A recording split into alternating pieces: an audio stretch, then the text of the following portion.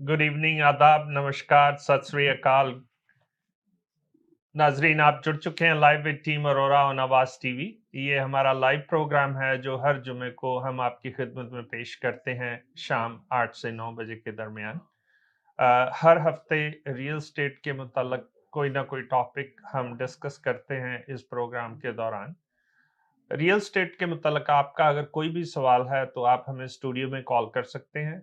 हमारा स्टूडियो में कॉल करने का नंबर 647-484-0018 है।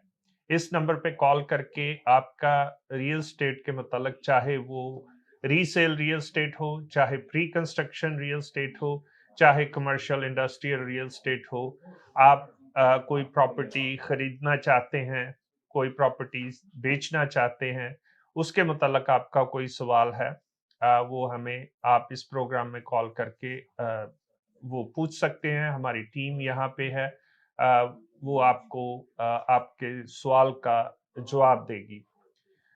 सबसे पहले मैं अपनी टीम का तारुफ करवा दूं। हर हफ्ते की तरह मेरे साथ परवीन अरोरा, हमारे ब्रोकर ऑफ रिकॉर्ड, हमारे कमर्शियल स्पेशलिस्ट वासु और हमारे रीसेल स्पेशलिस्ट दीपक।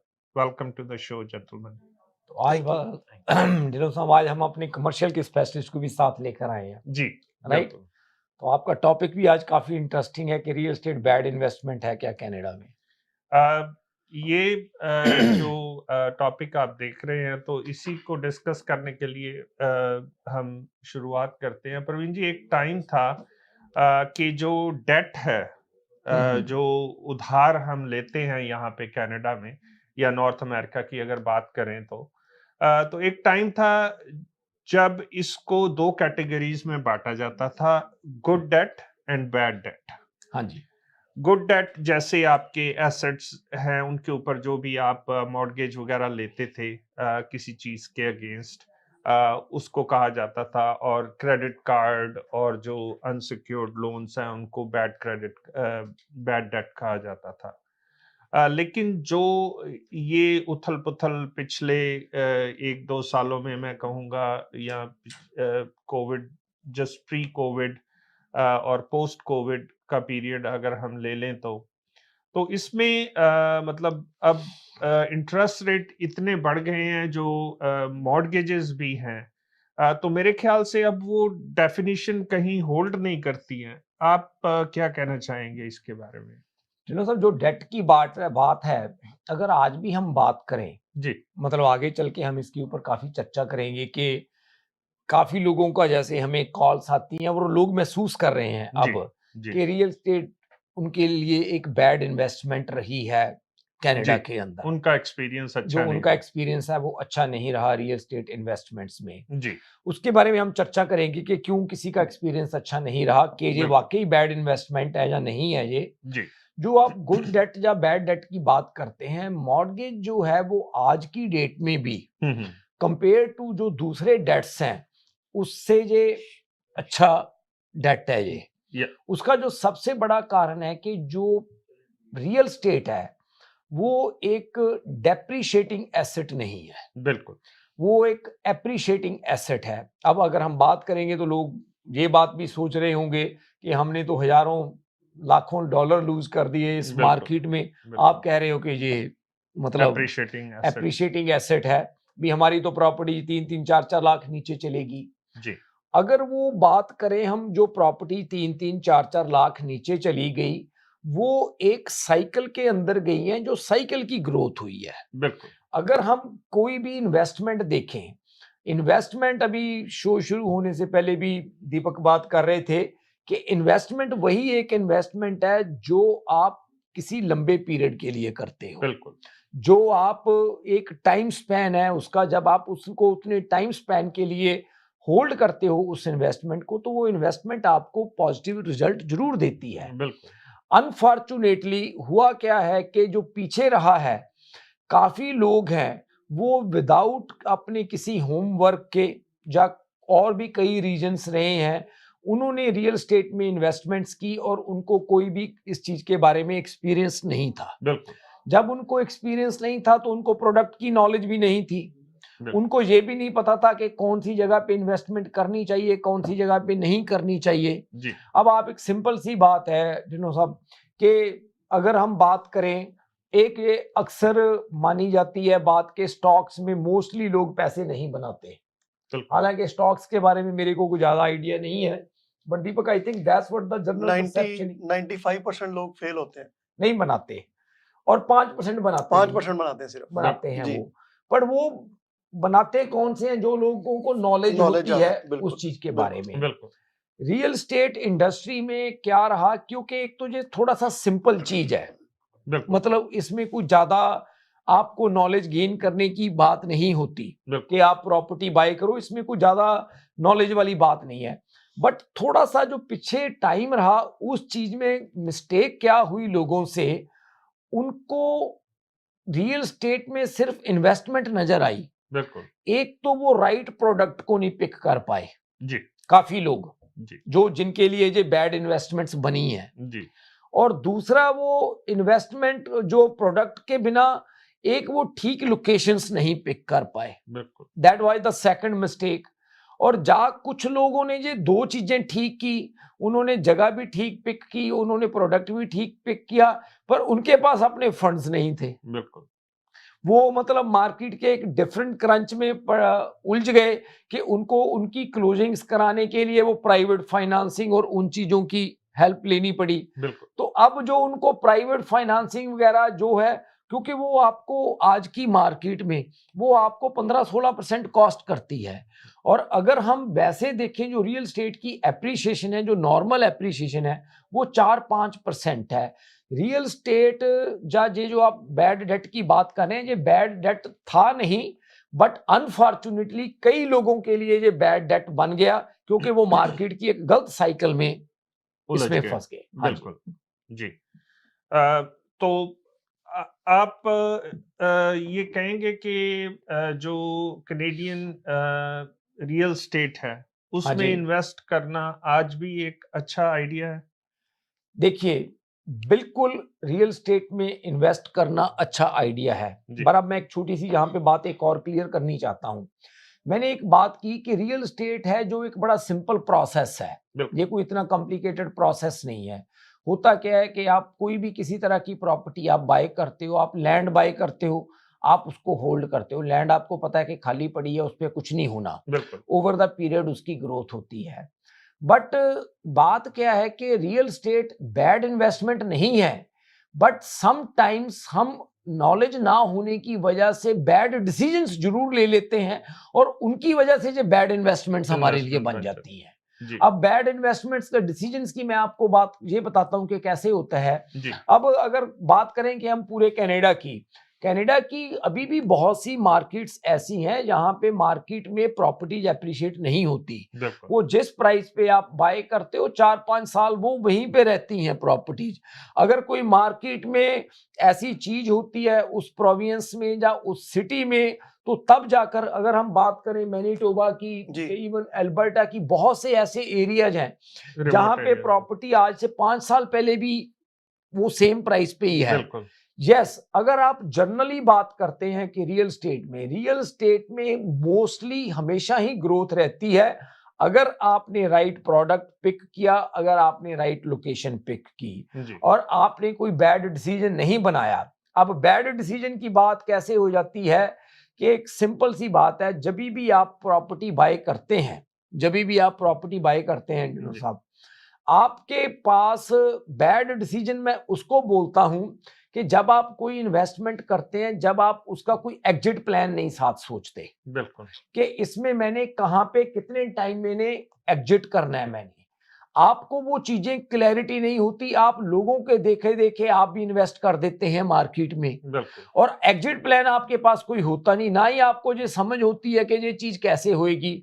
अब पास्ट में क्या हुआ, बहुत से ऐसे लोग थे जिन्होंने सिर्फ इसी चीज के अंदर प्रॉपर्टीज बाय कर ली कि जी हम तो इसको इन्वेस्टमेंट के तौर पे ले रहे हैं, हम इसको असाइनमेंट पे सेल कर देंगे। जी। ठीक है जी, बिल्कुल। But that was not the right exit plan. Yeah. जो असाइनमेंट सेल है, असाइनमेंट सेल आपके ऊपर नहीं डिपेंड करती, असाइनमेंट सेल डिपेंड करती है मार्केट के ऊपर और दूसरे बायर के ऊपर। जी, ठीक है ना जी। अब आपने प्रॉपर्टी बाय कर ली, आपने ये सोचा था जी हम तो इसमें से निकल के चले जाएंगे असाइनमेंट क्लोजिंग से पहले ही, जी 2 साल से पहले या 3 साल से पहले जब भी क्लोजिंग होनी है। और उस टाइम पे देखो प्रेडिक्ट तो किसी ने भी नहीं किया था कि ये मार्केट है मतलब शिफ्ट कर जाएगी, जो नीचे जाएगी। वहां पे क्या हुआ कि आपसे एक बैड डिसीजन हुआ, जी वो इन्वेस्टमेंट बैड नहीं है, आपसे ये कह लो कि अनफॉर्चुनेट सिचुएशन है, जो भी हुआ वो आपसे एक डिसीजन बैड हुआ, इसलिए वो आपके लिए जो इन्वेस्टमेंट थी वो बैड इन्वेस्टमेंट बन गई। अदरवाइज जो रियल स्टेट है that is not a bad investment. बिल्कुल। इसमें अगर प्रवीण जी मैं चीज ऐड करना चाहूंगा कि जी देखिए जो मेरा जितना मैंने लोगों से बात की है, जो लोग फंसे हुए हैं जिन्होंने कुछ इन्वेस्टमेंट्स की हैं वो हमारे साथ डिस्कस करते हैं। ज्यादातर लोग वो फंसे हैं जिन्होंने पैसा पहले ही इक्विटी से निकाला, बिल्कुल उनके पास सेविंग्स तो बिल्कुल भी नहीं थी, हाँ बट मार्केट का फ्लो ऐसा था कि उससे फ्लो में वो चले गए। उन्होंने 2 लाख वहां से रिफाइनेंस करवाया, उसकी इंस्टॉलमेंट उनके लिए वैसे ही थोड़ी हवी लग रही थी और बिल्कुल। उसको इन्वेस्ट करके उन्होंने सोचा मैं इसको 1 साल के अंदर ही मैं इसमें से एग्जिट कर जाऊंगा, बट मार्केट टर्न्स, अब उसको होल्ड करने की कैपेसिटी उनकी है नहीं। अब वो उसको क्लोज कराने जाते तो और इक्विटी निकालनी पड़ेगी। बिल्कुल उस सिचुएशन में लोग ज्यादातर वो फंसे हैं जिनके पास अपनी सेविंग बिल्कुल भी नहीं थी। बिल्कुल हम नहीं। बार बार यही कहते हैं कि सेविंग्स, आप जब भी कोई डिपॉजिट देते हैं आपके पास अपना डिपॉजिट की सेविंग जरूर होनी चाहिए, बिल्कुल जी तभी आप उस प्रॉपर्टी को क्लोज अच्छे से कर पाएंगे, अदरवाइज आप बीच में कहीं ना कहीं फंस सकते हैं, उलझ जाएंगे। कमर्शियल में भी ऑन सिमिलर लाइंस काफी सारे बायर्स ने ओवर लेवरेज किया था, जो दीपक भाई बोल रहे थे। सो ओवर लेवरेज के वजह से आज जो इंटरेस्ट रेट रेसिडेंशियल का है उससे काफी ज्यादा हायर है कमर्शियल का, तो वो सिनारियो की वजह से काफी सारे सेलर्स आज डेस्परेट है राइट प्राइस मिलने के लिए। Definitely, thank you. अब वक्त हो चला एक छोटी सी ब्रेक का। ब्रेक के बाद हम एक छोटा सा कंपैरिजन करेंगे रेजिडेंशियल रियल स्टेट और कमर्शियल रियल स्टेट का। आप कहीं नहीं जाइएगा, देखते रहिए live with team Arora on आवाज टीवी। मशरकी तहजीब की खूबसूरत दास्तान, बरसों से चली आ रही रिवायतों का पासबान, खुशबू और जायके का वही कदरदान, करते हैं हर खाने में अपने लज्जत का एहतमाम। हर पकवान है बेमिसाल, हर खुशबू है लाजवाब। कढ़ाई पॉइंट, जायका ऐसा कि दिल जीत ले। आज ही हमारे कढ़ाई पॉइंट तशरीफ लाएं और अपनी खुशियों को हमारे संग मनाएं। कढ़ाई point, made with quality and flavored with passion. Popeyes has opened a brand new location in downtown Vancouver. Satisfy your craving for Cajun at this new location off West Georgia and Hamilton Street, where you'll find all your favorite Louisiana-inspired menu items. We sampled the unrivaled trio of sandwiches, the classic, the deluxe, and the blackened deluxe chicken sandwich, and all were delicious. All of the signature fried chicken is marinated for 12 hours, then hand-battered and breaded, served with Cajun fries and mac and cheese on the side. Plus, for a limited time, you can try Popeye's Crispy Chicken Wrap, available now until September 3rd. Check out the new Popeye's location at 700 Hamilton Street today. Who are you bringing with you? Tag them in the comments. This is the latest opening in BC for Popeyes, with more openings coming soon in both Alberta and BC by PLK Group. Love that chicken from Popeyes. मैं नासिर शाह, आपका mortgage broker. अगर आपको mortgage चाहिए, किसी तरह की, hotel लेना है, मोटल लेना, गैस स्टेशन लेना या किसी प्लाजे में कोई यूनिट बाई करना है, तो उसके लिए आप हमें कॉल करें। हम 2 चीजों की गारंटी करते हैं, आपको बेस्ट टर्म्स एंड कंडीशन और बेस्ट रेट दिलाएंगे। आप कॉल करें 647-741-9000, 647-741-9000।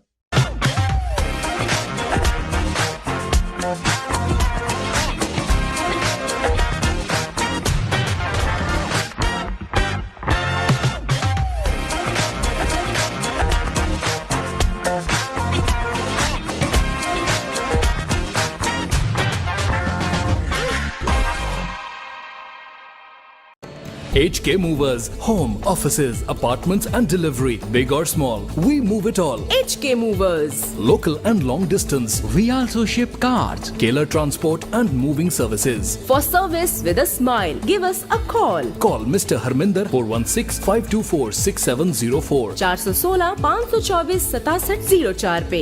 Visit 140 Advance Boulevard, Unit number 10, Brampton. Long distance moving specialist. HK Movers. HK Movers. Dixie electronics और अप्लायंसेस पिछले 16 सालों से खरीदारों की खिदमत कर रहे हैं। हम लगातार 4 सालों से खरीदारों की पहली पसंद बने रहने का अवार्ड हासिल कर चुके हैं। हम किचनर्स, बॉश, वर्लपूल, LG, सैमसंग और जनरल इलेक्ट्रिक के ऑथराइज्ड डीलर हैं। 5 स्टार खिदमत का लुत्फ लें। हम आप सभी को टीवी सबसे ज्यादा रियायती दामों पर देने की गारंटी देते हैं। www.dixieelectronics.ca हमारी वेबसाइट पर जाएं या अभी कॉल करें 905-625-5900। सभी बहुत ही मुनासिब कीमत पर दस्तयाब हैं जो आप बआसानी से ले सकते हैं। At Dixie, we sell quality and deliver confidence. Welcome back to the show.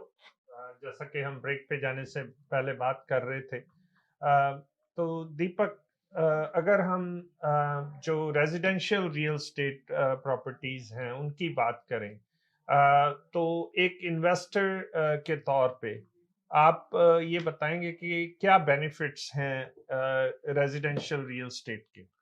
देखिए सैम जी, जो रेजिडेंशियल रियल स्टेट है उसमें अगर मैं बात करूं मॉर्गेज के लिहाज से, जी, इसके लिए एक तो डाउन पेमेंट कम चाहिए अगर हम बिल्कुल। कंपैरिजन करें कमर्शियल और रेजिडेंशियल का, जी और सेकंड इसका इंटरेस्ट रेट जो है वो कम है, जी, इजी है क्वालिफाई करना, बिल्कुल, और डेफिनेटली कमर्शियल में इतना ज्यादा इजी नहीं है जाना, क्योंकि अगर आपके पास 2-3 प्रॉपर्टीज है फिर आप सोच सकते हैं कमर्शियल बाय करो, जी और it's very difficult to get a commercial and afford it.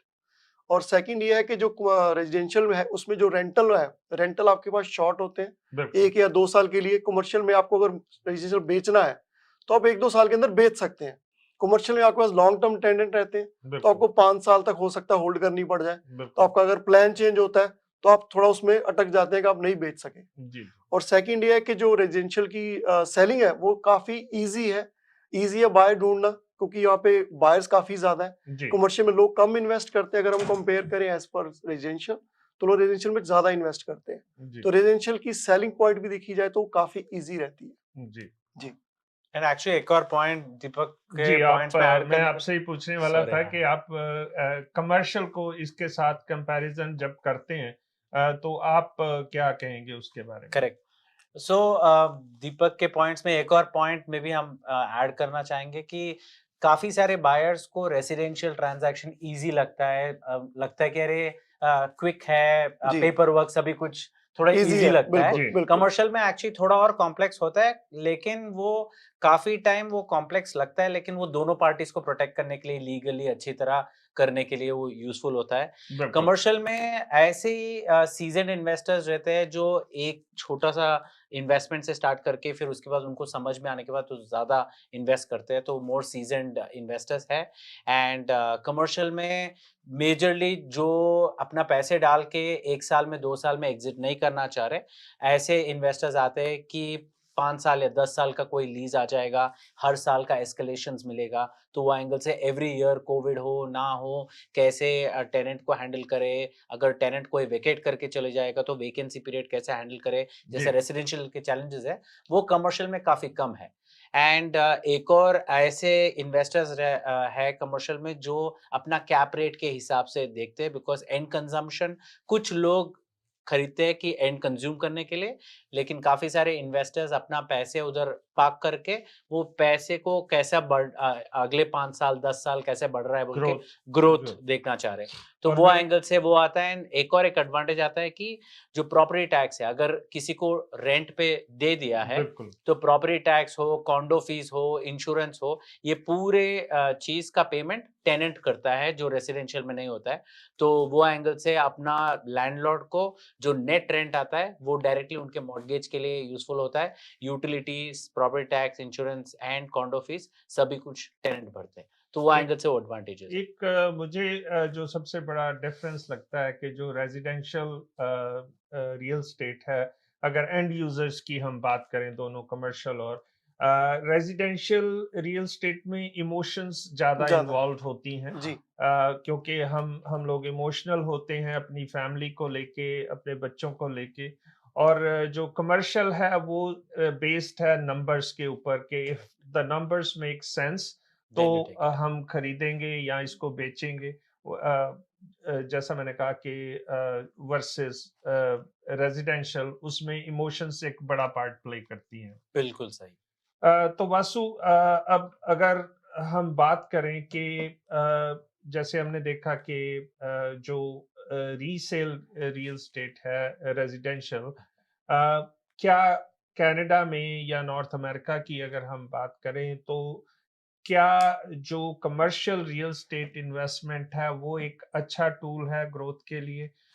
और ये किन के लिए बेनिफिशियल हो सकता है, जो कमर्शियल रियल स्टेट है? जाहिर है कि जो फर्स्ट टाइम इन्वेस्टर्स हैं या सीजन्ड इन्वेस्टर्स हैं, उनके अलग-अलग क्राइटेरियाज हैं, उनके अलग-अलग गोल्स हैं। तो आप क्या कहेंगे इसके बारे में? तो आज का मार्केट अगर आप हमारे पिछले प्रीवियस एपिसोड्स में हम लोग ने काफ़ी सारा हम लोग बात की कि बैलेंस्ड मार्केट एंड एक्सेट्रा। 2021 में अगर आप देखेंगे तो काफ़ी सारा सेलर मार्केट था, तो बहुत ज़्यादा डिपेंडेंट था सेलर के प्रेफरेंसेस के बेसिस पे। सो काफ़ी सारे बायर्स थे। आज जो कमर्शियल में है एंड आई एम श्योर कि रेसिडेंशियल में भी ऐसे ही है, बायर्स मार्केट है। लेकिन कमर्शियल में क्या है, बिकॉज इमोशंस कम है, जी। जैसे आपने पहले बताया, तो अगर नंबर समझ में आ रहे हैं तो काफी सारे सीरियस बायर्स हैं आज के मार्केट में, क्योंकि उनको मालूम है कि उनके पास लिक्विडिटी है, पैसे है, एंड उनको मालूम है कि कमर्शियल में 25 से लेके 30% काफी सारे इन्वेस्टर्स को डालना पड़ता है, बाकी बिल्कुल। पैसा बैंक से मिलता है। लेकिन ऐसे भी इन्वेस्टर्स हैं जैसे डेंटिस्ट है, वेटरनरी डॉक्टर्स हैं एक्सेट्रा, इन लोग को पूरा प्री अप्रूवल मिलता है बैंक से कि प्राइम माइनस थोड़ा सा, तो वो एंगल से वो लोग एडवांटेज ले रहे हैं आज के मार्केट का कि हम लोग को अगर कोई रिटेल प्लाजा में एक यूनिट मिल जाए 1200 स्क्वायर फीट, 2000 5000 स्क्वायर फीट या पूरा का पूरा प्लाजा में। प्लाजा मिल जाए, तो अगर वो उसको कन्वर्ट करे अपने यूज के लिए तो बैंक से उनको बेनिफिट मिलता है। एंड आज क्योंकि बायर्स मार्केट है, तो 2021 में काफ़ी सारा टोरंटो में अगर आप देखेंगे, मिसिसागा में देखेंगे, तो अगर कोई इन्वेस्टर खरीदना चाह रहा था, तो वो 4 से लेके 5 कैप के बीच में अगर कोई प्रॉपर्टी आ रहा था, तो वो खरीद रहे थे। लेकिन आज के मार्केट में बिकॉज़ थोड़ा और बायर की तरफ झुका हुआ है, तो उसका एडवांटेज लेते हुए अगर कोई 7 या 8% के नीचे अगर कोई कैप रेट का अगर कोई प्रॉपर्टी मिल रहा है, जो बायर के बेनिफिट में नहीं है, तो वो लोग नहीं खरीद रहे। तो काफ़ी सारे सेलर्स जो बहुत डेस्परेट है, जो बेचना चाह रहे हैं एंड जिनका मॉर्गेज बहुत ज़्यादा एक्सपेंसिव है, वो कैरी नहीं कर पा रहे, वो लोग 7-8% कैप रेट में बेच रहे हैं। हमारे पास भी थोड़े गैस स्टेशंस है जिधर 10% का कैप रेट से, थोड़ा नॉर्थ में है, 10% के कैप रेट से हम लोग बेच रहे हैं। तो वो एंगल से वो सेलर का मोटिवेशन अगर थोड़ा हाई है, तो वो लोग हायर कैप में बेचने के लिए रेडी है। तो आज के मार्केट में अगर कोई खरीदना चाह रहा है, तो ये परफेक्ट मार्केट है, बायर्स मार्केट है, तो इन्वेस्टर के लिए तो परफेक्ट है। अगर करेक्ट कैप रेट मिल रहा है तो वो खरीद लेंगे। एंड यूजर्स के लिए भी आज के मार्केट में हाँ, भले इंटरेस्ट रेट थोड़ा हाई है, लेकिन अगर वो लोग अगले 1-2 साल का जो स्टेबलाइजेशन पीरियड है, अगर वो मैनेज कर पाते हैं, तो काफ़ी सारे लोग आज आके रिटेल खरीदना चाह रहे हैं। जो प्रॉपर्टीज़ $1000, $1200 पर स्क्वायर फीट के हिसाब से बिकता था 2021 में, आज $900-950 पर स्क्वायर फीट के हिसाब से ट्रेड हो रहा है। तो वो एंगल से it is actually very, very beneficial for end users also. And sale of business ऐसे भी है, काफ़ी सारे लोग जो अपना बिजनेस खरीदना चाह रहे हैं, तो वो एंगल से वो लोग छोटे बिजनेसेस, रेस्टोरेंट्स ऐसे पूरे वो खरीद रहे हैं। जी। आपने बात की कैप रेट की। हाँ जी। मैं समझता हूँ कि हमारे बहुत सारे व्यूअर्स हैं जो अ, इस कॉन्सेप्ट को समझते होंगे, लेकिन काफी सारे व्यूअर्स ऐसे भी होंगे जिनके लिए ये टर्म नहीं होगी। हाँ। तो कैप रेट, इसको कैसे कैलकुलेट करते हैं, इसको कैसे डिफाइन कर सकते हैं हम? अगर सिंपल वर्ड्स में अगर लेमैन को समझाने के लिए अगर मेरे को बोलना है, क्योंकि जो इन्वेस्टर है उनको तो एक आइडिया है, अगर लेमैन को समझाने के लिए अगर मुझे बोलना है तो कैप रेट अगर कोई प्रॉपर्टी का 10% है, यानी 10 साल में जितना पैसा डाल के उन्होंने खरीदा वो प्रॉपर्टी, उतना पैसा 10 साल में हाँ वापस करेक्ट आएगा। हाँ, तो वो एंगल से उसका 10 साल में ब्रेक्स इवन। अगर 5% कैप है तो 20 साल लग जाता है। तो वो एंगल से जितना हायर होता है कैप रेट उतना बेनिफिशियल होता है बायर के लिए, एंड जितना लोअर होता है कैप रेट उतना एडवांटेज होता है सेलर के लिए। तो वो प्राइस एंड रिटर्न के हिसाब से, एंड ये कैप रेट यूजुअली पूरे एक्सपेंसेस निकलने के बाद, सो अगर मेंटेनेंस हो, कॉन्डो फीस हो, इंश्योरेंस हो, अगर प्रॉपर्टी मैनेजर का सैलरी हो, ये पूरे चीज हटाने के बाद जो प्राइस आता है वो net income, net operating income, उससे निकलता है कैप रेट। जी, और इसमें जो डेट है वो नहीं इंक्लूडेड होता है। हाँ जी, हाँ, वो मॉर्गेज तो सेपरेट होता है। सेपरेट। हाँ जी। जी नाजरीन, अब वक्त हो चला एक और छोटे से ब्रेक का। हम ब्रेक पे यूं गए और यूं वापस आए। आप कहीं नहीं जाइएगा, देखते रहिए live with team Arora on आवाज टीवी। मशरकी तहजीब की खूबसूरत दास्तान, बरसों से चली आ रही रिवायतों का पासबान, खुशबू और जायके का वही कदरदान, करते हैं हर खाने में अपने लज्जत का एहतमाम। हर पकवान है बेमिसाल, हर खुशबू है लाजवाब। कढ़ाई पॉइंट, जायका ऐसा कि दिल जीत ले। आज ही हमारे कढ़ाई पॉइंट तशरीफ लाएं और अपनी खुशियों को हमारे संग मनाएं। कढ़ाई point, made with quality and flavoured with passion. HK Movers, home, offices, apartments and delivery, big or small, we move it all. HK Movers. Local and long distance, We also ship cars. Tailor transport and moving services. For service with a smile, give us a call. Call Mr. Harminder 416-524-6704. 416-524-6704 पे। Visit 140 Advance Boulevard, Unit number 10, Brampton. Long distance moving specialist. HK Movers. HK Movers.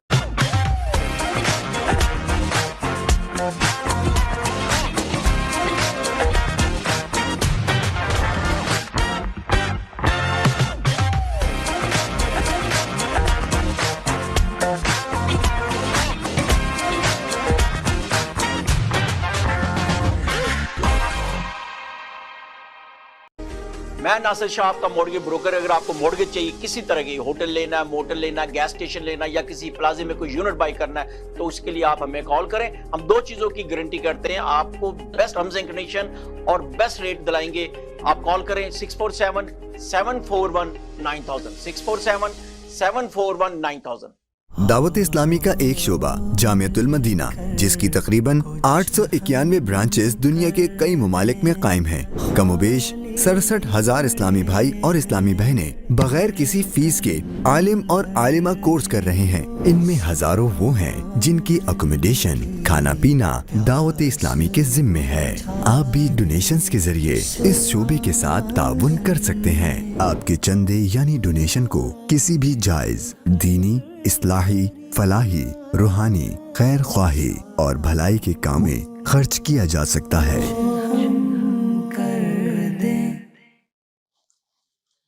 जी नाजरीन, welcome back to the show. जैसा कि break पे जाने से पहले हमने एक कंपैरिजन किया कमर्शियल और रेजिडेंशियल रियल एस्टेट का। जैसा परवीन जी ने भी पहले कहा कि इन्वेस्टमेंट बैड नहीं होती है, जो उस इन्वेस्टमेंट को लेके डिसीजंस बनाए जाते हैं या जो इन्वेस्टमेंट हम बिना होमवर्क के करते हैं, तो it can turn out to be a bad investment for you. Overall real estate में अगर हम देखें तो ये कहा भी जाता है कि दुनिया में अगर सबसे ज़्यादा पैसा बना है तो वो रियल एस्टेट में ही बना है। तो इसलिए it's a good tool provided that कि आप अपना होमवर्क करें और एक लॉन्ग टर्म प्लान लेके चलें। तो ये एक बहुत बढ़िया टूल है वेल्थ क्रिएट करने का। तो अब वक्त हो चला है कुछ रेजिडेंशियल लिस्टिंग्स आपके साथ शेयर करने का। सबसे पहले जो मैं लिस्टिंग शेयर करूंगा आपके साथ वो है 50 एब्सोल्यूट एवेन्यू मिसिसागा में। आप सब बड़ी बाखूबी से ये जो बिल्डिंग्स आप स्क्रीन पे देखते हैं ये बड़ी फेमिलियर बिल्डिंग्स हैं आपके लिए। स्क्वायर वन के पास 50 एब्सोल्यूट एवेन्यू में, वहाँ पे हमारे पास फर्स्ट टाइम बायर्स के लिए और इवन इन्वेस्टर्स के लिए भी एक बहुत ही बढ़िया 1 bedroom 1 washroom condor with 1 parking under 500,000। जी हाँ, मिसिसागा में ऐसी लोकेशन पे एक बेडरूम का कॉन्डो टाउन हाउस तकरीबन 700 स्क्वायर फीट का हर एक जो सुख सहूलत है यहाँ मौजूद है। वॉकिंग डिस्टेंस, यहाँ पे आपको कार भी रखने की ज़रूरत नहीं है, हर एक चीज़ बिल्कुल आसपास है। तो ये एक बहुत बढ़िया इन्वेस्टमेंट और फर्स्ट टाइम एंड यूजर्स के लिए बहुत अच्छी प्रॉपर्टी है। दीपक आप शेयर करें अगली प्रॉपर्टी। इसके बाद मैं बात करना चाहूंगा जो लोग जीटी से थोड़ा बाहर निकल के प्रॉपर्टी देख रहे हैं, जो कैम्ब्रिज या किचनर की साइड में। सो कैम्ब्रिज में हम एक प्रॉपर्टी लेके आए, डिटैच होम 182 कोवैक रोड के ऊपर। ये सिंगल कार गैराज का डिटैच होम है जो 3 बेडरूम और प्लस 1 बेडरूम बेसमेंट में भी है और टोटल 3 वॉशरूम है और इसके साथ आपको 2 कार पार्किंग ड्राइववे में और 1 गैराज के अंदर। तो इसकी प्राइस काफी अट्रैक्टिव है। डिटैच होम सिर्फ 820,000 रुपीज में हम लेके आए डॉलर्स में, और ये हेस्पलर रोड एंड एवेन्यू रोड के इंटरसेक्शन पे है। इसके बारे में अगर आप कोई भी जानकारी चाहते हैं तो हमें कॉल कर सकते हैं। और इसके बाद मैं आपको बताना चाहूंगा जो हम प्रॉपर्टी लेके आए हैं ब्रैम्पटन में 45 नॉर्थ्सबेरी सर्कल यूनिट 49 के ऊपर, और ये है financial and Mississauga road Bram West के एरिया में। ब्रांड न्यू यूनिट है जो बिल्डर ने अभी अभी फिनिश किया है इसको सारा और नेवर लिव्ड इन। अगर इसके ऊपर आप अगर कोई भी जानकारी चाहते हैं, ये 2 bedroom 2 washroom 1200 plus square feet का है और इसके 2 कार पार्किंग है, 1 इन गैराज 1 इन ड्राइववे। सो इसके ऊपर भी आप कोई जानकारी चाहते हैं तो हमें कॉल कर सकते हैं और इसके बारे में भी हम आपको व्यूइंग करा सकते हैं। सो उसके बाद मैं आपको बताना चाहूंगा जो प्रॉपर्टी हम लेकर आए हैं सैंडलवुड और मैक्लॉगलिन के ऊपर 104 ट्विन पाइन्स क्रेसेंट। ये भी डिटैच होम है 3 बेडरूम का और प्लस 1 बेडरूम की बेसमेंट है विद सेपरेट एंट्रेंस और काफी रेनोवेटेड प्रॉपर्टी है ये। अगर आप ये प्रॉपर्टी के अंदर जो किचन वगैरह हर चीज को काफी रेनोवेट किया गया लेटेस्ट, और इसके साथ आपको 4 कार पार्किंग है ड्राइववे के ऊपर और 1 गैराज में। सो अगर इस प्रॉपर्टी को भी आप देखना चाहते हैं या आप इवन ओपन हाउस भी विजिट कर सकते हैं सैटरडे या संडे। सो दोनों दिन हम ओपन हाउस कर रहे हैं 1:30 to 4 और आप इस प्रॉपर्टी को भी व्यू कर सकते हैं। जी सैम जी। जी, जो नेक्स्ट प्रॉपर्टी है वो है 25 ओकली बुलेवर्ड। ओकली बुलेवर्ड जो है मैक्लॉगलिन और रे लॉसन के एरिया में है। ये प्रॉपर्टी फुली रेनोवेटेड है टॉप टू बॉटम। पिछले 4-5 साल में इस प्रॉपर्टी की हर एक चीज जो है वो नई कर दी गई है, चेंज कर दी गई है। इसमें 4 बेडरूम्स ऊपर हैं और 3 फुल वॉशरूम ऊपर हैं। बहुत अच्छी किचन जो है रेनोवेटेड नए काउंटर टॉप्स के साथ। खास बात इस प्रॉपर्टी की ये है कि इसकी सेपरेट एंट्रेंस के साथ 3 बेडरूम की बेसमेंट अपार्टमेंट है जो कि $3200 के आसपास रेंट क्रिएट कर रही है।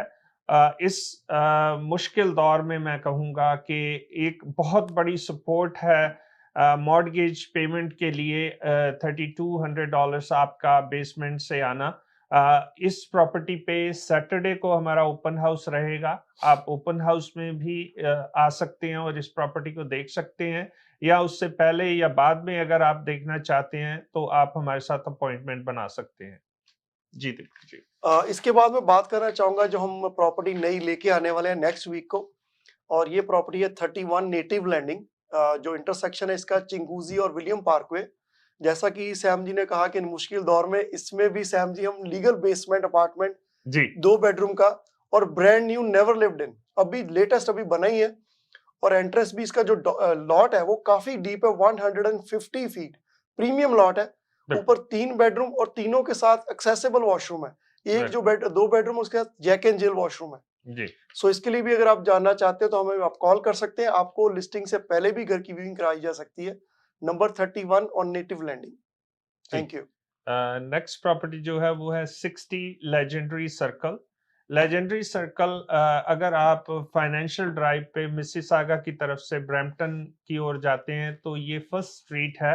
तो बिल्कुल 407 के पास, बिल्कुल बॉर्डर के ऊपर मिसिसागा और ब्रैम्पटन के ये प्रॉपर्टी लोकेटेड है। बड़ी ही लग्जरी, आप जैसा कि तस्वीर में देख सकते हैं, लग्जरी लुक है इसकी। जो एलिवेशन है, 9 foot ceiling on main floor और 9 फुट सीलिंग ही सेकंड फ्लोर पे है। 8 फुट हाई इसके डोर्स हैं जो कि इसको एक ग्रैंड अपीयरेंस देते हैं। बड़ी हाई एंड फिनिशेस के साथ कैनफ बिल्ट ये हाउस। कैनफ अपना क्वालिटी के लिए मशहूर है।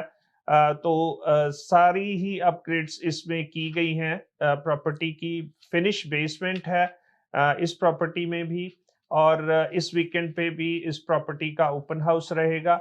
आप ओपन हाउस में भी इस प्रॉपर्टी को देख सकते हैं। दीपक, आपके पास और भी है कोई प्रॉपर्टी? एक प्रॉपर्टी कमर्शियल जो मैं आपके साथ शेयर करना चाहूँगा वो है 20 light beam terrace. 20 light beam terrace जो है ये हेरिटेज रोड और स्टील्स के एरिया में, अगर आप एलिवेशन पिक्चर को देखें तो बड़ी ही ब्रांड न्यू टाइप की ये बिल्डिंग है। अंडर 5 इयर्स ओल्ड ये कंस्ट्रक्शन है। और इस प्रॉपर्टी की खासियत ये है कि इसमें 24 फीट हाई सीलिंग्स हैं, जो कि एक कमर्शियल प्रॉपर्टी के लिए बहुत बड़ी एडवांटेज है। खास करके वेयर हाउसिंग के लिए आपकी जो स्टोरेज कैपेसिटी है वो बहुत ज़्यादा बढ़ जाती है। आपने देखा होगा कि जो पुरानी बिल्डिंग्स थी उसमें हाइट काफ़ी कम रहती थी। इसमें जैसे मैंने कहा कि 24 फीट क्लियर हाइट है। ट्रक लेवल डॉक है इसमें। ऑफिस बना हुआ है सेपरेटली। तो अगर आप अलग अलग जो लोकेशंस हैं वहाँ से एक जगह पे आपका ऑफिस है और दूसरी जगह पे आपका वेयर हाउस है, तो उसको कंसोलिडेट करके एक ही जगह में आप अपना सारा ऑपरेशन जो है करना चाहते हैं, उसके लिए ये बहुत ही बढ़िया कमर्शियल प्रॉपर्टी है। तकरीबन 9000 स्क्वायर फीट की ये प्रॉपर्टी बहुत अच्छी प्राइस में इस एरिया के मुताबिक, क्योंकि कनेक्टिविटी बहुत अच्छी है इस एरिया में। 401 बिल्कुल नज़दीक है, 407 जस्ट वॉकिंग डिस्टेंस पे, और जो कनेक्टिविटी ईस्ट वेस्ट और नॉर्थ साउथ सब तरफ से बहुत अच्छी लोकेशन है। अमेज़न बिल्कुल इसके बगल में है। तो बहुत अच्छा एरिया है जो कि अपकमिंग है।